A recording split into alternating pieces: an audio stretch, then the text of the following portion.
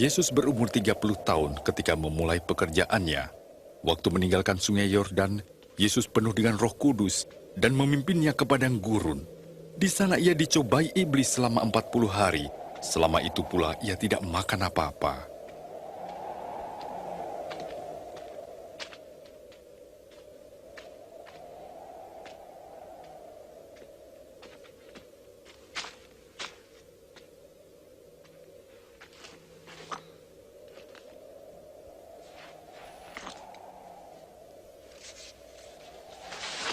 Kata iblis kepadanya, "Jika engkau anak Allah, suruhlah batu ini menjadi roti."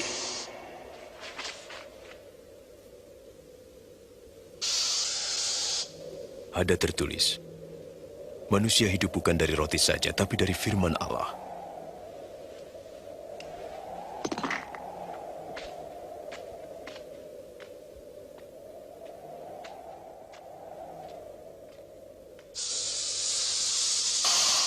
lalu iblis membawanya ke tempat yang tinggi dan menunjukkan seluruh kerajaan dunia. Aku berkuasa atas semua kekayaan dan kemuliaan itu, dan aku akan memberikannya kepadamu jika engkau sujud dan menyembah aku.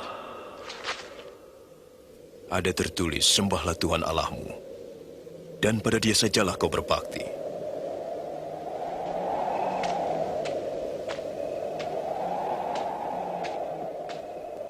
Iblis membawanya lagi ke Yerusalem dan menempatkannya di bubungan bait Allah.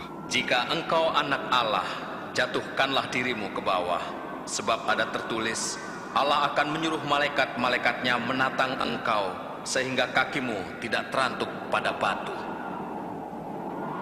Ada tertulis, jangan engkau mencobai Tuhan Allahmu.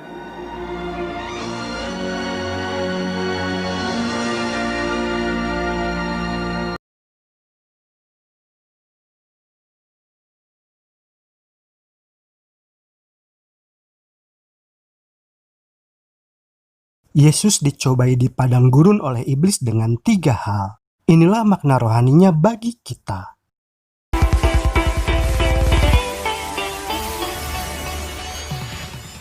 Inilah sekilas rangkuman tentang latar belakang pelayanan Yesus di dunia ini.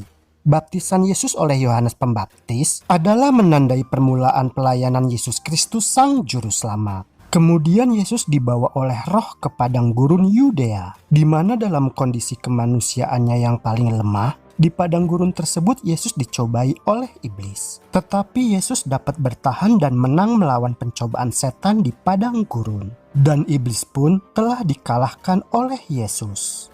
Iblis mencobai Yesus di padang gurun dengan 3 hal, yaitu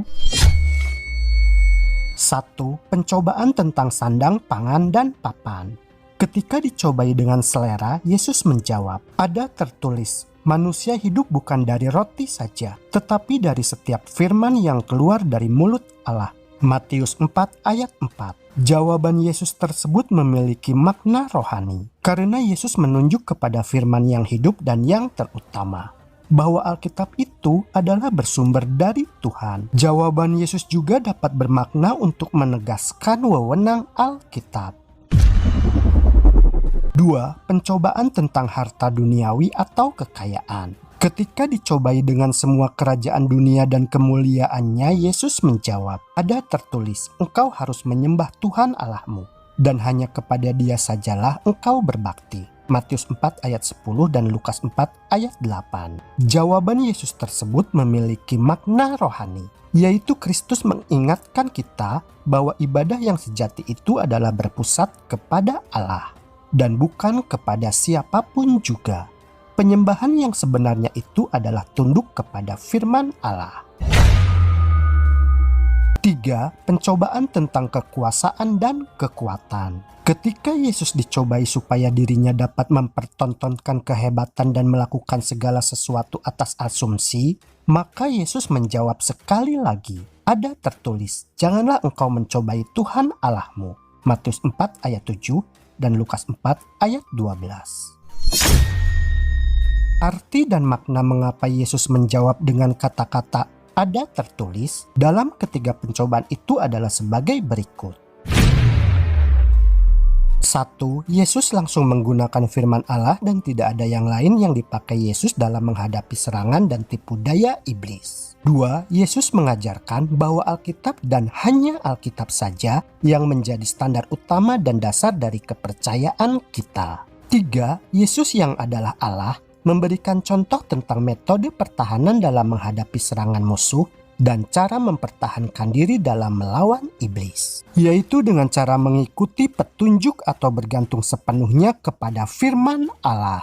4. Hindari menggunakan opini atau argumen yang rumit dan berbelit-belit ketika sedang menjelaskan firman Tuhan. Jangan menggunakan kata-kata ejekan atau makian yang bertujuan untuk pembenaran pendapat kita. Tetapi gunakanlah kata-kata sederhana yang mendalam dari Alkitab, karena firman Allah itu memiliki otoritas dan kuasa yang sangat besar.